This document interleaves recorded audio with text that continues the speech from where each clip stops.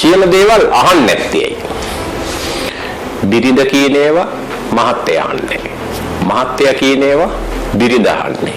තමවල් ගොඩාඩලා දෙන මලකට කොච්චර මාසිකන වැද නැත්නම් මේ බලට කියන කට හොඳයි ගලේ උලා ගන්නවා. අනිවිදේ හොඳයි. කියපු විදිහ හෙනෝ. වැදගත් මනෝවිද්‍යාත්මක ගති ලක්ෂණයක් අවශ්‍යයි. ඒක තේරුම් ගන්නවා. වැරදියට අර්ථකථනය කරනවා. ප්‍රතික්ෂේප කරනවා. මානව සම්බන්ධතාවයක් හැම මොහොතකම වැඩිමින් පවතිනවා. නැතිනම් දුර්වල වෙමින් පවතිනවා. මානසික විවේකයෙන් ඉන්න අප වටා තිබෙන මානව බැඳීම් වල තියෙන සම්බන්ධතාවයේ මට්ටම ඉතාම වැදගත්.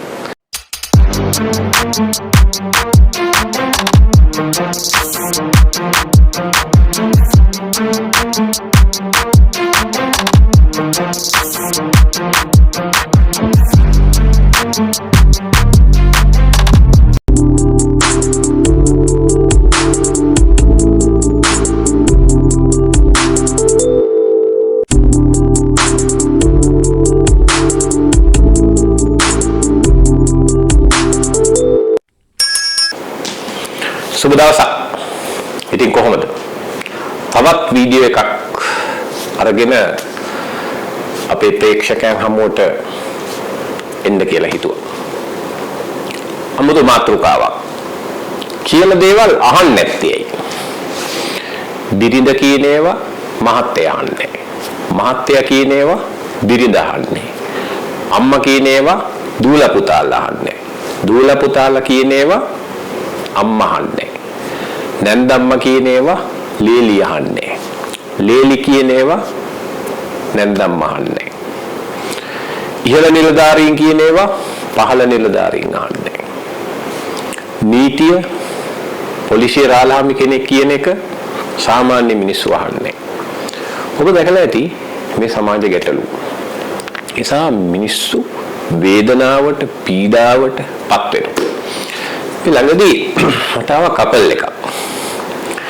ඇවිල්ලා මහත්තයා ටිකක් වෙලා ඉඳගෙන කිව්වා මේ ડોක්ටර් මම නම් දැන් අපේ ගෙදර කතා කරන්නේ නෝනත් කිව්වා.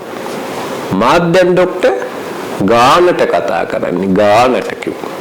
මම කිව්වා ඇයි කතා කරන්න බෑ ડોක්ටර්. කතා කරොත් ප්‍රශ්න. කතා නොකර ඉන්න තරමට අපි ටිකක් පවුල හොඳට යනවා. බාන්නක බඳලා වෙච්ච වැඩි කතා කරගන්න විදිහක් නේ. ඔබ අහලා ඇති අම්මලා ගෙවල් වල කියනවා. උඹලට කියන කට හොඳයි ගලේ උලා ගන්නවා. ඊට පස්සේ නම් මේ අම්මා උඹලට මොකුත් කියන්නේ මේ ගෙදර අම්මා නෑ කියලා හිතාගනියෝ. දැන් මේ ගැටලු.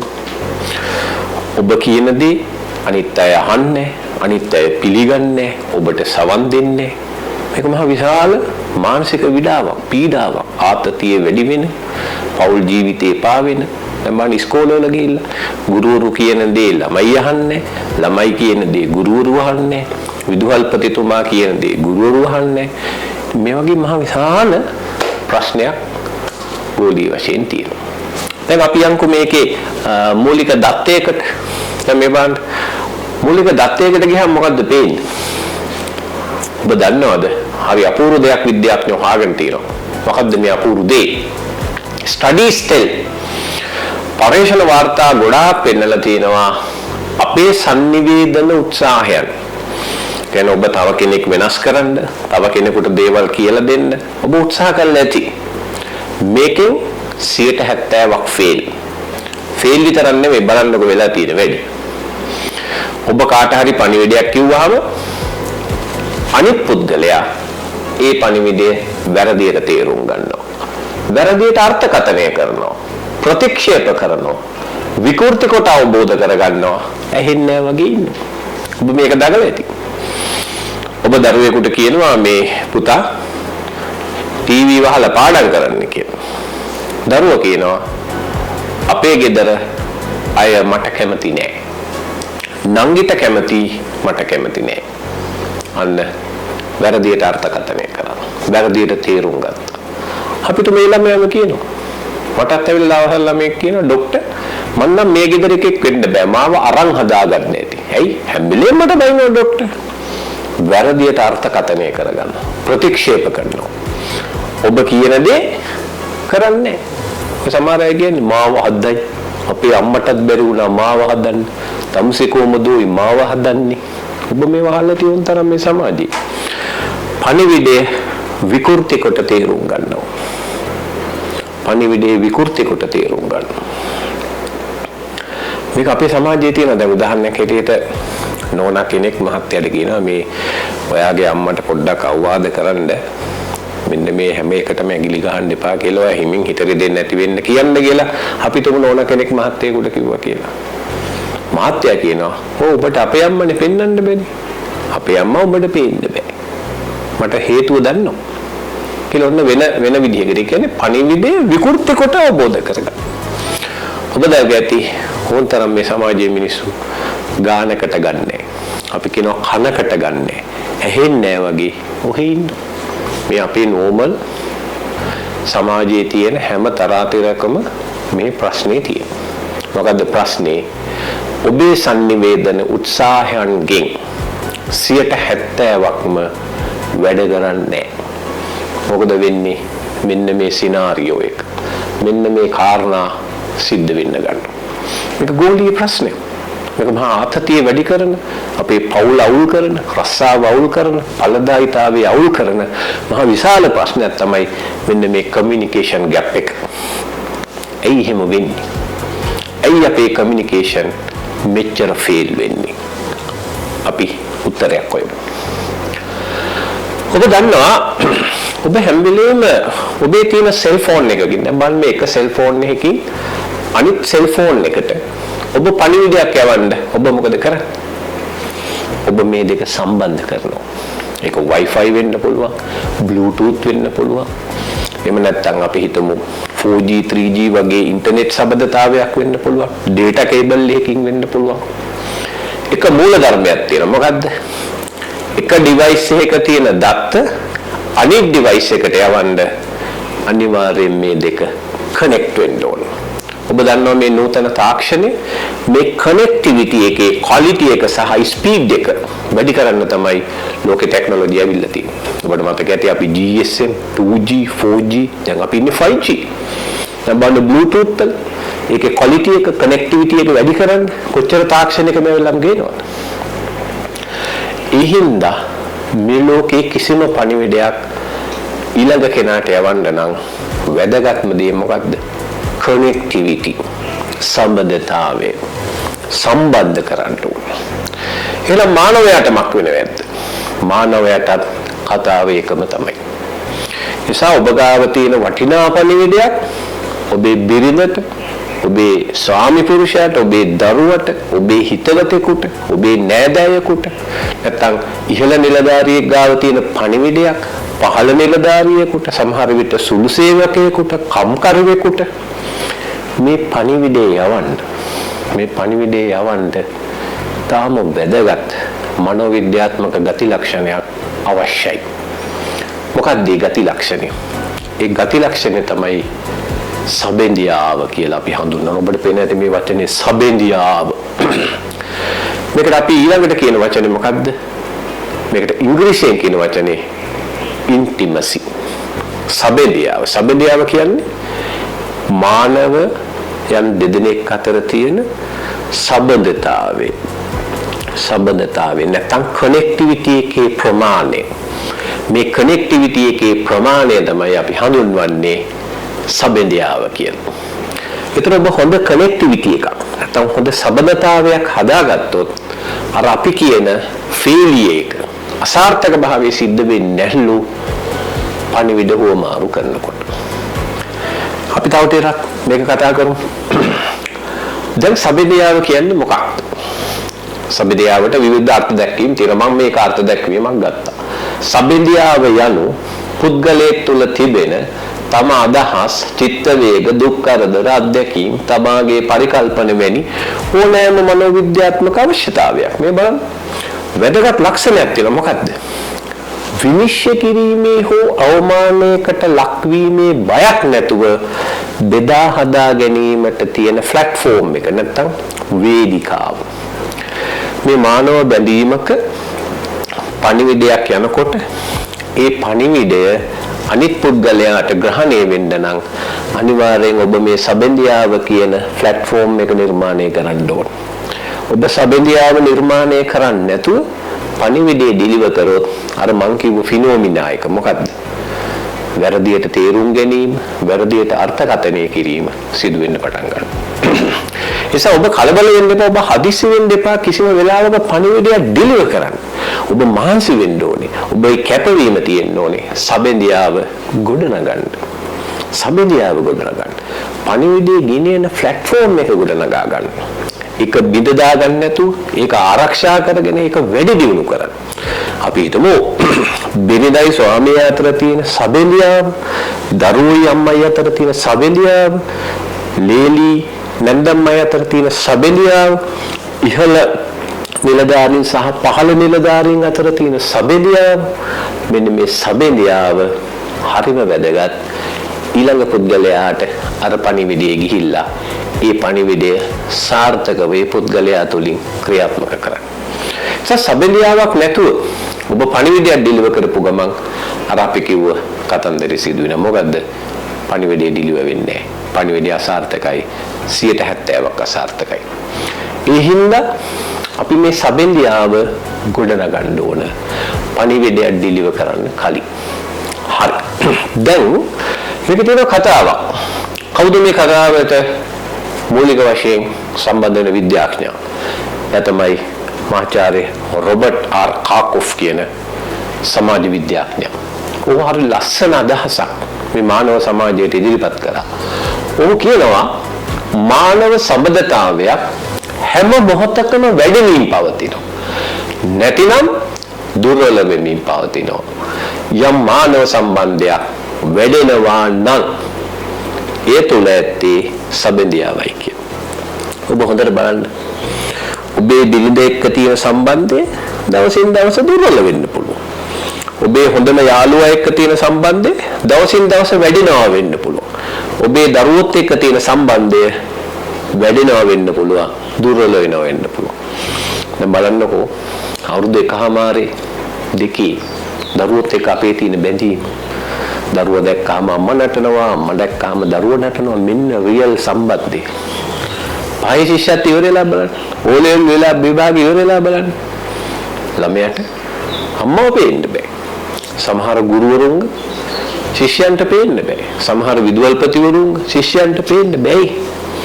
මොකද මේ සම්බන්ධයේ බිඳ වැටිලා, සබැඳියාව කැඩිලා. ඒතර මේ රොබර්ට් ආර් කාකොෆ් කියනවා සබැඳියාව කැඩෙන හැම වෙලෙම මානව සම්බන්ධය දුර්වල වෙනවා, sannivedana උත්සාහය අසාර්ථක වෙනවා. ඒ නිසා ඔබේ ફોකස් එක, ඔබේ අවධානය වැඩිපුර තියෙන්න ඕනේ මොකටද මේ? ඔබ වටා තියෙන මානව බැඳීම් වල සබැඳියාව තියාගන්න. සබැඳියාව තියාගන්න. නැත්නම් කනෙක්ටිවිටි එක තියාගන්න. බොහෝ අය සබඳතාවල කනෙක්ටිවිටි එක විනාශ කරගෙන කමියුනිකේට් කරනවා. sannivedanaya කරනවා. අසාර්ථකයි. වැරදිව තේරුම් ගන්නවා.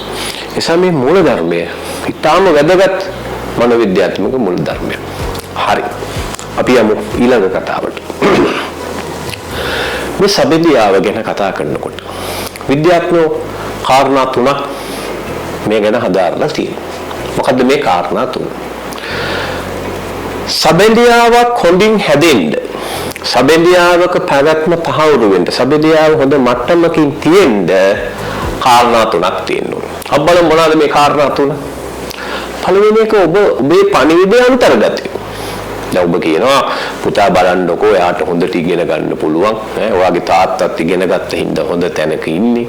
ටීචර්ත් හැමදාම කියන ඔයාට ඉගෙන ගන්න පුළුවන් කියලා. ඉතින් ඔය ගේම් ගහන එක අඩු කරලා පාඩම් කරන්නකෝ. දැන් බලන්න මේ කන්ටෙන්ට් එක හරි හොඳ එකක්. ෂෝක් එකක්. නියම එකක්. ඒතර මේ කන්ටෙන්ට් එක වැරදිද? නේ. ඊටාම යහපත් මිනිහෙකුට වැදගත් කන්ටෙන්ට් එකක් මේ අම්මා කියන්නේ. හැබැයි ඔබේ පණිවිඩයේ අන්තර්ගතයෙන් සබැඳියාව ගොඩනැගෙන්න සහ සබැඳියාව පවතින සම්බන්ධය තියෙන්නේ 7%යි. නිසා ඔබ කියන දේ එච්චර වැදගත් නැහැ. ඔබ කියන දේ එච්චර වැදගත් නැහැ. ඒකේ අඩංගු දේ නෙමෙයි සබැඳියාව පවතින වැඩිපුරම බලපාන. නිසා ඕනම පුද්ගලයෙක් එක්ක තියෙන මනෝවිද්‍යාත්මක බැඳීම නැත්තම් ඉන්ටිමසි එක පවතින්නේ කියන දේ මත නෙවෙයි. කියන දේ බලපෑම 107යි. ඔබ බොහෝ වැදගත් කරුණු දරුවන්ට කියලා ඇති. ඔබ බොහෝ වැදගත් කරුණු භාර්යාවට කියලා ඇති. ඉහළ සේවකයෝ, ඉහළ නිලධාරීන්, පහළ නිලධාරීන්ට බොහෝ වැදගත් කරුණු කියලා ඇති. හැබැයි 7-5ක වැඩක් කියලා නැහැ. එයි 107යි. 107යි බලපෑම. එහෙනම් ඔබ බලන්න මේ කතාව පැරාලින්ග්විස්ටික්. මොකද මේ පැරාලින්ග්විස්ටික් කියන්නේ? ඔබ කියන විදිහ, ඔබ කතා කරන ආකාරය. බලන්න අපිට කියන්න පුළුවන් කෑවනම් මගේ වස්තුව පිඟාන හොදන්න. කෑවනම් පිඟාන හොදපයි යකෝ මේ ගෙදර වැඩකාරයෝ නැහැ. දැන් බලන්න එකම පණිවිඩය කියපු විදිහ. Taman ඉන්න කාමරේ පිළිවෙලට තියාගනින්. ඔබලගේ වහලෙද්ද බම් මං. ඔය ගෙවල් වල කතා කරන විදිහ. මොකද හිතන්නේ? අපි කිව්වොත් මගේ වස්තුව කාමරේ චුට්ටක් සුද්ධ කරගන්නකෝ. අම්මට ඉතින් ගොඩාක් වැඩ තියෙනවනේ. ඒ බලන්න විදිහ. දැන් ඔබ කියන ආකාරය, ඔබේ වචන පිටවෙන විදිහ, පුද්ගලයෙකුගේ ගෞරවයට, අභිමානයට හානියක් නම් මොකද වෙන්නේ? සබෙදියා බිඳවැටෙනවා. සම්බන්ධය කැඩෙනවා. ඒසාව ඔබ පණිවිඩයක් කියනකොට ඒ පුද්ගලයාගේ ගෞරවයට, අභිමානයට හානි නොවන විදියට, හිත නොරිදෙන ආකාරයට කිවීමේ හැකියාව මත තමයි සබෙදියාවේ මට්ටම රඳා පවතින්නේ. ඒකේ බලපෑම 38. ඔබ පණිවිඩයක් කියන විදිහ වෙනස් කරන්න පුළුවන් නම්, ඔබ පණිවිඩයක් ඩිලිවර් කරන ආකාරය වෙනස් කරන්න පුළුවන් නම් අනිත් පුද්ගලයාට පණිවිඩය ගමන් කරන ප්‍රමාණය 38කින් වැඩි වෙනවා. ඒ හැම වෙලේම ඔබ මේවා ගැන හිතන්න ඕන. ඔබ නිකන් දැන් සමහර අම්මලා ඉන්නවා කියෝගෙන කියවලා මම ගොඩාඩලා දෙන්න මලට කොච්චර මාසෙ ඉගෙන ගත්තේ නැත්නම් ළමයි උඩ අනාගතයක් නැහැ උඹලා දන්නේ අපි කොච්චර මාසෙ පොඩ්ඩක් කල්පනා බලපන් තාත්තා මැරෙන්න බලෙන්ද අපි හරියට දුක්ින්ද මෙතෙන් දෙන්න උඹලට එම කිසිම අඩුපාඩුවක් බලන්න හොඳ කන්ටෙන්ට් එක. හොඳ කන්ටෙන්ට් එක කියන විදිය ගන්න. බලපන් අර පුංචි අම්මගේ පුතා බලපන් අර හර්මානිසයි පුතා තාත්තා පොල් කැඩුවේ තාත්තා පොල් බලපන් අදී ළමයි ඉන්න තැන. තොපිට සැප වැඩි, තොපිට අපි කොරා වැඩි. බණ කියපු විදිහ පණිවිඩේ හොඳයි කියපු විදිහ හෙනෝ මොකදන්නේ පණිවිඩේ ඩිලිවර් වෙන්නේ මානසික ආතතිය ගොඩ නැගෙනවා සම්බන්ධය කැඩෙනවා ඔබ දන්නවද මේක වැදගත්ම කෑල්ල බොඩි ලැන්ග්වේජ් ඔබේ ශාරීරික භාෂාව ඔබ කතා කරනකොට මේ බාන්න ශාරීරික භාෂාවේ කොටස් way of talking ඔබ කතා කරන විදිය ඔබ සැරට කතා කරනවද ස්මූත් විදියට කතා කරනවද ඔබේ වචන පිට වෙන වේගය ඔබේ අතපය යන විදිහ hand movement eye movement ඔබ ඇස් දෙක දිහා බලන විදිය වචන වල වේගය මේ posture එක මගේ ඇඳන් ඉන්න ඇඳුම කොණ්ඩේ පීරලා තියෙන විදිය මේ හැම එකක්ම සබෙන්දියාවේ මට්ටම පවතින බලපාන ගහනවතට කන පැලෙන්න බූරුවක් කිව්ව බාන්න මගේ අත ගියේ විදි දෙනවතට අන්න ඒ බාන්න ගිහින් නිසා ඔබ කතා කරන විදිහ කටහඬේ තියෙන ගොරෝසුකම කටහඬේ තියෙන මෘදු බව මේ හැම කැලලක්ම සබෙන්දියාව පවතින හේතු වෙනවා ඒ නිසා මෙන්න මේ කාරණා ඊටාම වැදගත් සංනිවේදනයේදී හරි එහෙනම් ඔබ නැවත කල්පනා කරන්න. ඔබ වටා තියෙන සබඳතා ගැන. ඔබ වටා තියෙන බොහෝ සබඳතාවල සබෙදියාවේ මට්ටම ගිලිහෙනවා ඇති. තවත් සමහර සබඳතාවල සාමාන්‍ය මට්ටමින් සබෙදියාව පවතිනවා ඇති. ඔබ වටා තියෙන සමහර බැඳීම් සබඳතාවයේ දවසින් දවස වැඩි වෙනවා ඇති. ඒක වැඩින සබඳතාවයක් ඇති. growing relationship එකක් වෙන්න පුළුවන්. නමුත් මේ ලෝකේ අපිට සතුටින් ඉන්න, නිදහසේ ඉන්න, මානසික සන්තෝෂයෙන් ඉන්න, මානසික විවේකයෙන් ඉන්න අප වටා තිබෙන මානව බැඳීම් වල තියෙන සබෙන්දියාවේ මට්ටම ඉතාම වැදගත්. මොකද සබෙන්දියාවේ මට්ටම අඩු වෙන්න ඔබ කරන ප්‍රකාශයන් ඔබේ sannivedana උත්සාහයන් අසාර්ථකයි. එවිට ඔබ තුල මහ විශාල පීඩාවක් ඇවිල්ලා අපිට මුළු ජීවිතේම එපා වෙන්න ඉඩ තියෙනවා. මේ ගැන නැවත හිතන්න. අපි ඊළඟ වීඩියෝ එකෙන් කතා කරමු කොහොමද මේ සබෙදියාව හදාගන්න ක්‍රම මොනවද කියලා. සුබ දවසක්. නැවත හමු වෙමු.